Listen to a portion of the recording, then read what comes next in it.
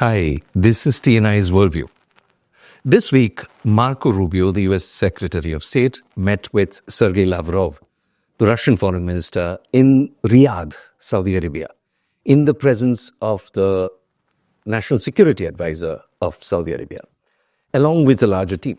Now, this signals a thaw in the US-Russia relations after a long time. It went into a deep freeze during the Mueller investigations and the Russia collusion angle during Biden years. What does it mean for the world? Here to talk about it with us is Jan Jacob, our diplomatic editor, and I am Amidar Sanyal, the opinion editor. So, Jans, well, there are people in the US who are obviously crying power, and Europe, saying this is a sudden change in the strategic posture, means a lot for the world. But for the rest of the world, it might mean something else. What do you think it means? I think so, because for the American politics, especially if you're a Democrat, is gone. Russia is a very good enemy to have, because most of the things you have a lot about what Russians have been doing and things like that. But for the rest of the world, like you said, the America-Russia reset in their relationship is good. Because most of the time, these two most powerful countries, military powers, countries have large influence among other countries. Partnering with each other is not suitable for the world. In that sense, a reset in Russia-America relationship should be good for the world. And especially in the context of it is opening for the possibility of the conflict in Ukraine coming to an end. So it should be all the more interesting. One curious angle, though, the last summit between US and Russia was the Biden-Putin one in Geneva in 2021. And before that, the famous one in Helsinki between Trump and Putin in 2018.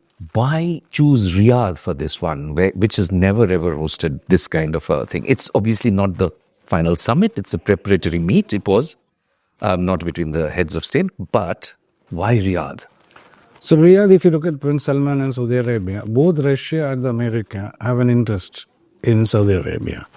If you look at personally also, for example, Trump's first term, Saudi Arabia was the first foreign country he visited. Yes, he did. So even after he demitted office as the president, his son-in-law again continued to get contract in Saudi Arabia. So the Trump, as a person and as the leader, billions of dollars, have an interest in Saudi Arabia. And Saudi Arabia has been very good with Trump and vice versa. So that is reason number one. And if you look at Russia-Saudi Arabia relationship, again under Prince Salman, it has been pretty good. So fist bumping and all at a meeting. And also, Prince Salman resisted the kind of Western talk about having more sanctions, Saudi Arabia producing more oil to counter Russia. All that has been stopped by Prince Salman. So Saudi Arabia enjoys very good relationship equally with Russia and America, especially with both Putin and Trump. And also under Prince Salman, Saudi is making a comeback in a different way. Earlier it used to be a hard power, oil power, not much interest in international politics.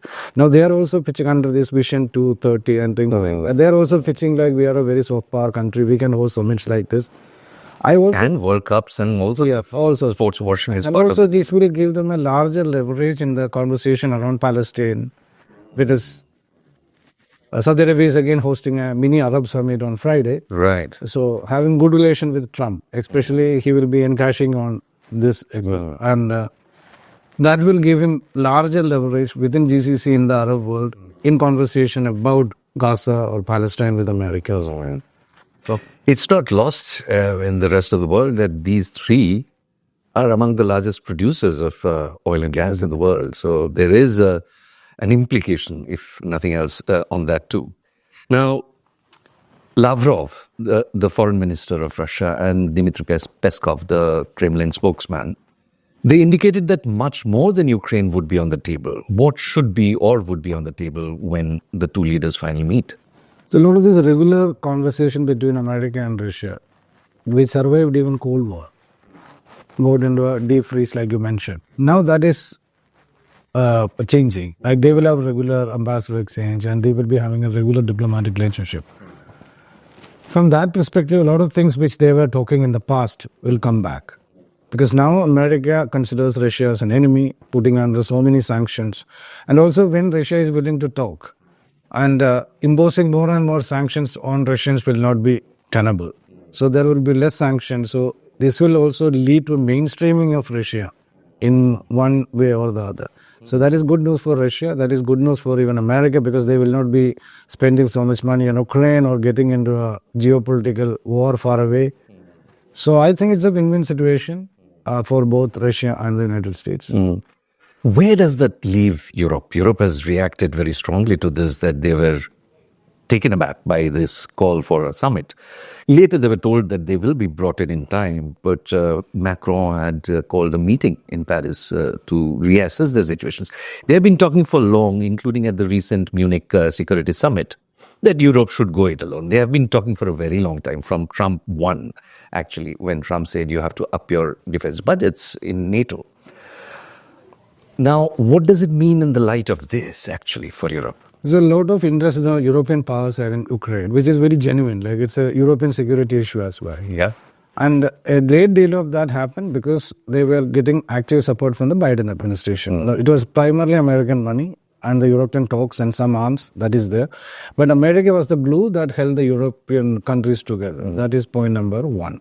Second, there is also a rivalry within the UK. Within the Europe. If you look at Germany and France speaking, they don't speak in one voice when it comes to Ukraine.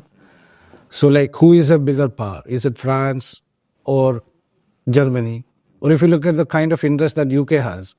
So UK is showing some interest to prove that they are a bigger power.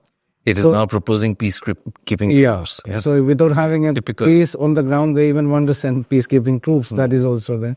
So Europe doesn't speak in one voice. If you look at sending armed forces, then it will be easy for example, Poland, which shares border with Ukraine, to send in forces.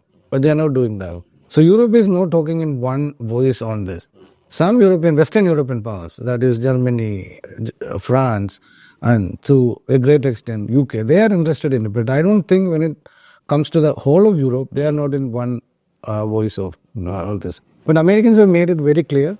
This is a preparatory talk. This is the initial talks.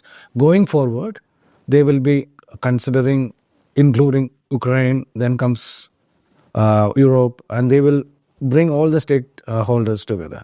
But to begin with, the round one goes to Russia. Yeah, obviously, the Russians were reluctant. Nobody was giving them any chance. Everybody, you could see only President Zelensky going. So now the first conversation happened between Russians and Americans. So it's round one goes to Russia, and Russia's bargaining power will naturally go up because they almost hold 20-25% of Ukrainian territory. So nobody who holds that kind of a territory in a war kind of situation will give up all of that. They may give up some territory, which they have to for a final settlement, but it is advantage Russia as we speak.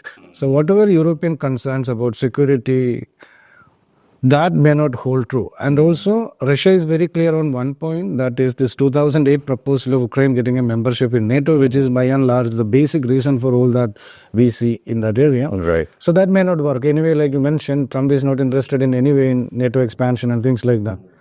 So I think it's very interesting to watch out for, even for Europe. So as the big guys talk, Zelensky might be the one left to take the fallout. I mean, he might be made a scapegoat. He might have the worst part of the deal. Is that what you're expecting? Quite possible, because if you have to, under Zelensky has raised the pitch so high. So going back on that, he can go back some steps. So going back completely on that and taking a U-turn will diminish his stature, his personality and everything, because he is a wartime leader. So I don't think that will happen. If that is the case, most probably, unless Americans prevail upon Zelensky and ask him to stay on, he would vacate the chair and get some other president, go for election, then have a negotiation. All these things are possible. But Zelensky agreeing and signing on the dotted line with the Russians, I don't think that is tenable even for Zelensky as a leader, as a politician, as a president. We know that it's not just Trump, it's Musk, Elon Musk, Trump whisperer, the closest aide from outside the administration, really, who has been talking to Putin in all these years, though he has said that he has not talked as often as Wall Street Journal reported. But he has been talking, and one of the things he has been looking at are the strategic minerals and rare earths that's there in the east of Ukraine. Trump has also mentioned it. Basically, Ukraine will have to pay one way or other back to a very transactional Trump. And that will create something about its economy. Now, we talked a lot when the war started. We talked a lot about how it disrupted the global economy. Oil, fertilizers, food grains, lots of things got disrupted, supply of a lot of things. Now, with the scope of them patching up or at least coming to the table and something getting signed on the dotted line, what do you think it holds for the global economy? Frankly, Ukraine doesn't have much of a choice. They gave up their nuclear weapon way back in 1994. Russia is a very strong nuclear power and nuclear country. So their security is in question because they are in the vicinity of a big power. That's the main reason why they went for NATO membership and things like that. That is not working out now. So for Ukraine, whatever is agreed upon between Russia and America, then get the consent of other parties, they have to agree to that. The bargaining chips are really down for Ukraine. Then when it comes to minerals, naturally Americans put a price on everything, so including in Ukraine peace deal. So they will extract a price. Especially like you mentioned, shrewd businessmen, both Trump and Elon Musk are, they will be extracting a much larger price. The Ukraine will have to pay for it. But if it works out, it will be good for the economy in the world. Like Ukraine is also a large grain producer. Ukraine also has a lot of minerals. Ukraine is also an armed, like when it comes to the defense industry, it's pretty good. So Ukraine's economy is in a shambles now. So you see, if that happens, some kind of a deal, though it is beneficial for the Americans to primarily, so it will be good for the economy of the world because Ukraine will be back into the global mainstream, Ukraine will be back into business. So it helps a lot of people and a lot of countries will also benefit from that. So we started by talking about the last few summits between the two sides. Now, the last time one of the leaders went to the other side to meet was when I think Bush Jr. went to Moscow in 2002. No, I think so. Right? Do you think there is a chance of Putin going to Mar-a-Lago, maybe, if not the White House? Or Trump going to Moscow? Anything Trump goes to Moscow again? Yeah, but I think Putin coming to America is a bigger thing. So, but it's unpredictable. Both leaders are now like this. All this past certainties of this way, American president will behave, all that is gone. So anything is possible. Like this visit is quite possible. When, how, that is something you have to wait for. Because all said and done, Americans also have to get the support of Europeans. So especially their allies like UK. So they will be trying to reach out. But primarily the deal will happen between Russia and America. And Trump is very clear now that. And also, if you look at Lavrov's statement after Trump's statement, Lavrov said this is how people should communicate to the Russians. So that is quite a loaded statement. So both the parties are happy with each other. I think this bilateral summit it's only a matter of time. So where it will happen, I think we have to wait and see. Well, thank you. As Jan said, it's all up in the air for us to look where they land. This was Worldview. Thanks for listening.